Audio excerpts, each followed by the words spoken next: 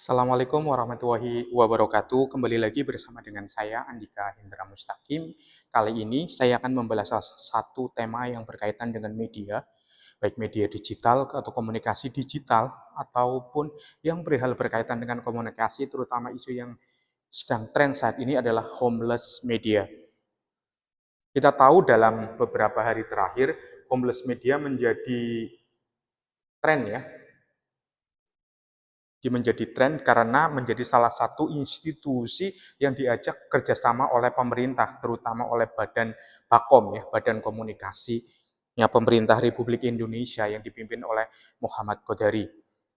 Di mana homeless media itu merupakan disebutkan sekitar 40 media merupakan lembaga yang diajak kerjasama menjadi istilahnya kerjasama dengan pemerintah, kerjasama tanda kutip ya.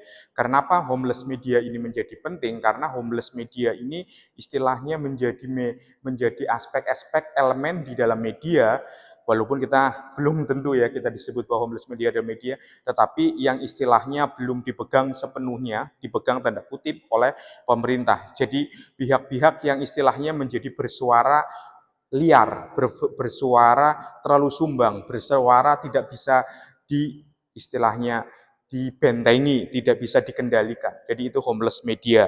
Jadi homeless media itu karena terlalu banyak jumlahnya, tiap daerah ada, tiap tiap kota ada, bahkan tiap desa mungkin ada di kota-kota kecil atau kota-kota daerah itu memiliki homeless media.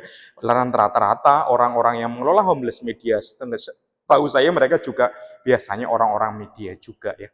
Orang-orang mantan yang bekerja media, jurnalis, dan lain sebagainya. Dan ini menjadi suatu hal yang istilahnya ya bisa dipandang ataupun dianggap mereka homeless media itu kalau di kalangan jurnalistik itu mereka dianggap sebagai bukan bagian dari media karena tidak terdaftar di Dewan Pers. Mereka juga tidak mengikuti bekerja sesuai dengan undang-undang pers karena mereka adalah ya bagaimanapun homeless media, mereka homeless media jadi mereka tidak punya media istilahnya. Jadi hanya ada di media sosial. Jadi definisi homeless media merupakan media yang tidak memiliki home, tidak memiliki rumah dalam arti rumah tanda kutip yaitu punya web gitu kan. Rumah dalam arti punya kantor, punya newsroom, punya badan hukum, punya status. Jadi mereka itu istilahnya mengambang, istilahnya ya statusnya mengambang dan mereka tetap menginformasikan apa yang sedang populer, menginformasikan apa yang jadi viral dengan basisnya itu bermainnya di multi platform, baik YouTube, kemudian ada akun Instagram, TikTok, dan lain sebagainya. Tetapi yang akan saya bahas di sini adalah seperti apa sih kelemahannya si homeless media. Jadi jangan sampai kita itu terjebak gitu kan dengan homeless media. Terjebak dalam artian ya tidak menjadi pihak yang terlalu dirugikan, terlalu istilahnya mendewa-dewakan homeless media. Yang pertama, homeless media yang perlu kita perhatikan yaitu berkaitan dengan kurangnya ataupun tidak adanya gatekeeping.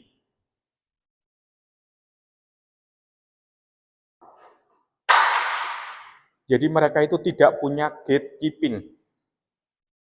Apa itu gatekeeping? Gatekeeping itu adalah penjaga gawang. Gatekeeping itu adalah istilahnya sosok yang selalu standby untuk menjaga standar mutu kualitas gitu. Jadi bisa dipertahankan. Dan gatekeeping itu orang yang tanda kutip itu mengendalikan, memimpin jalannya suatu keredaksian. Di dalam homeless media tidak ada gatekeeping. Gatekeepingnya ya hanya berdasarkan popularitas, gatekeepingnya masih berdasarkan apa yang viral, gatekeepingnya hanya berdasarkan algoritma dan lain sebagainya. Sehingga ketika tidak ada gatekeeping, maka sulit akan dikendalikan. Di situ hanya berdasarkan kolaborasi, di situ hanya berdasarkan konsensus siapa yang mengelola, bisa aja yang mengelola 1 orang, 2 orang, 3 orang. Jadi tidak ada istilahnya tanda profesionalitasnya di situ. Itulah yang istilahnya kenapa homeless media itu bisa dikatakan tidak atau bukan dikatakan sebagai media. Jadi dia tidak ada gatekeeper. Penjaga gawangnya nggak ada. Ketika penjaga gawang tidak ada, maka Rabu bisa rawan kebobolan. Ketika penjaga gawang tidak ada, bisa aja di situ tidak bekerja 2 kali 24 jam. Bisa saja di situ tidak bekerja office hour, tetapi bisa kerja serabutan, serambangan, dan lain sebagainya. Jadi aspek untuk mengukur profesionalitasnya sangat kurang. Di selain itu, karena tidak ada gatekeeper, maka homeless media itu sumber dari misinformasi. Jadi, karena tidak ada gatekeeper, maka sumber informasi tidak ada verifikasi di situ, semuanya bisa kebobolan, istilahnya istilahnya berujung kepada kasus pencemaran nama baik, ya kan? Terus yang mau digugat siapa, alamatnya di mana, nggak ada kan, kayak segitu kan? Kan nggak ada kejelasan, hanya ada nomor WA dan lain sebagainya, atau email dan lain sebagainya. Jadi tidak ada yang bertanggungjawaban. Jadi sumber informasinya itu tidak jelas. Karena itu sebenarnya sudah rumus yang sangat bagus juga dari Bakom Presiden untuk bisa istilahnya merangkul ataupun mengendalikan ataupun mempengaruhi homeless media, karena mereka itu kan sangat susah dikendalikan istilahnya. Jadi kantornya di mana dan lain sebagainya, sehingga diperlukan suatu aturan khusus mungkin saja. Jadi pengelolaan yang bersifat homeless media itu istilahnya harus terkoordinasi, misalnya di dewan khusus homeless, dewan media sosial di Komdigi, ketika mereka menolak untuk dijadikan pers, kemudian atau mereka di bawah aturan khusus media-media komunitas dan lain sebagainya, karena kan mereka itu bekerja istilahnya sama-sama itu kan mengandalkan apa yang disebut dengan ya popularitas semata. Misinformasi pun menjadi sangat penting di sini, karena mereka itu kan hanya caplok sana, caplok sini, caplok kanan, caplok kiri. Jadi tidak ada istilahnya, ya kadang-kadang tidak berizin mengambil videonya, kadang-kadang juga berizin, seringnya juga berizin, izinnya hanya tidak melalui DM, surat resmi dan lain sebagainya, tidak ada royalti ketika itu dijual atau lain sebagainya. Jadi tidak ada perlindungan khusus, berbeda dengan media-media mainstream lainnya. Dan itulah yang menjadikan tidak adanya gatekeeper, operasionalnya pun cenderung lebih murah. Jadi operasional mereka itu cenderung lebih murah. Dengan operasional yang lebih murah itu, selain itu yang paling rawan adalah faktor legalitas.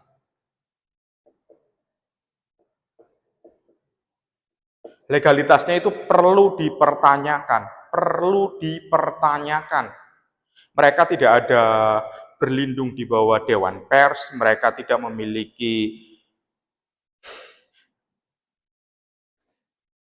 juga tidak memiliki dasar undang-undang yang melindungi kerja mereka, tidak ada. Karena itu kan pada dasarnya mereka itu adalah semacam ya hanya individu yang sebenarnya bermain, memanfaatkan kesempatan ketika hanya berbasis istilahnya media itu kan lebih mengandalkan berbasis kepada popularitas, mengandalkan viralitas. Apalagi mereka juga tidak istilahnya itu ya tidak ada perlindungan. Ketika tidak ada perlindungan, maka ini minim kena dari legal protection-nya.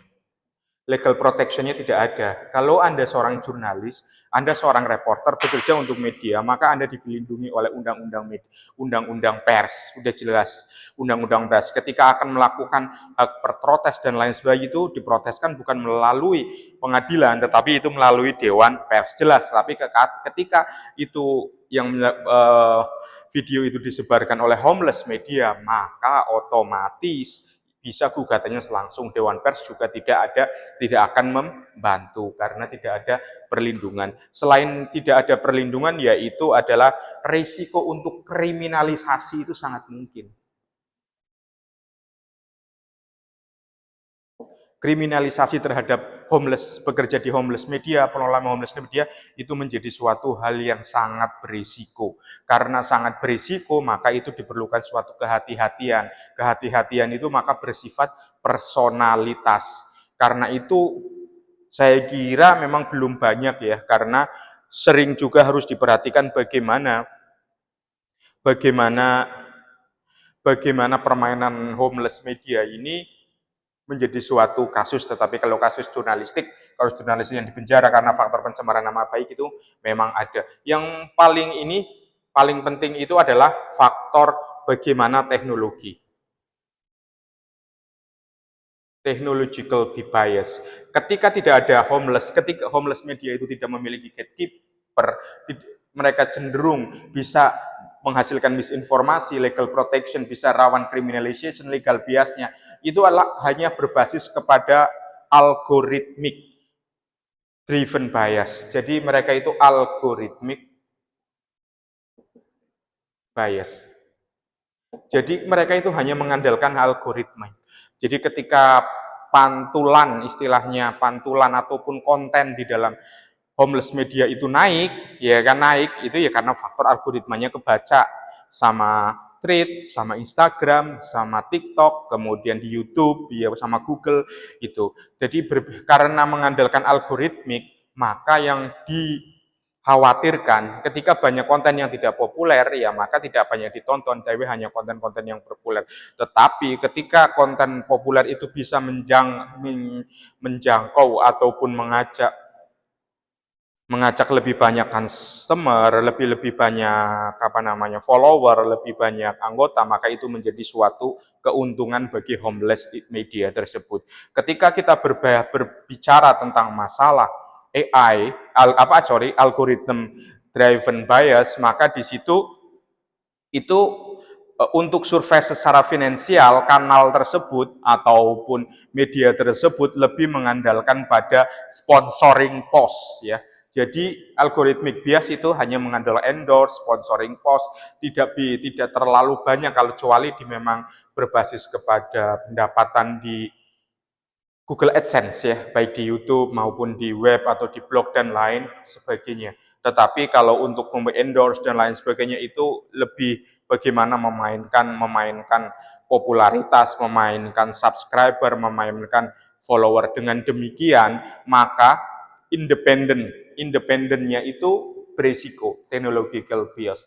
Jadi independennya berisiko. Independennya itu ditentukan tentunya oleh algoritmik. Independensinya bukan ditentukan oleh kepentingan pemilik modal, independennya ditentukan oleh pemilik media, independennya lebih ditentukan kepada algoritmik, populernya apa, dia akan mengikuti arus. Ketika arusnya melawan rezim, maka cenderung akan melawan rezim. Ketika arusnya mendukung rezim. Ketika misalnya sudah homeless media sudah terlalu besar dengan lebih 1 juta follower dan lain sebagainya, dia mendapatkan backingan dari organisasi tertentu, maka dia bisa aja memberikan dukungan kepada organisasi itu melalui kontennya dan lain sebagainya. Kita ketahui banyak influencer yang sebelumnya dikenal keras untuk mengkritik kepada, tetapi kemudian menjadi lemah ketika sudah didekati oleh kelompok tertentu, diberikan oleh sponsorship dan lain sebagainya. Kemudian ada suatunya ancaman dan lain sebagainya. Karena itu homeless media itu resiko independennya itu tetap tinggi. Karena selain itu, maaf saya ini sambil ini dulu. Kemudian hal yang paling rawan yang berkaitan dengan homeless media itu accountability.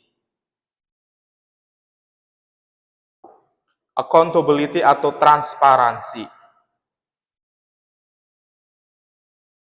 Ini tidak bisa dipertanggungjawabkan. Ketika di media mainstream itu bisa dipertanggungjawabkan, ada kantornya, ada pimretnya, wartawannya siapa, jurnalisnya siapa, produsernya siapa, reporternya, karyawan siapa, bisa dipertanggungjawabkan. Tetapi ketika tidak dipertanggungjawabkan, accountability-nya tidak bertanggung jawab.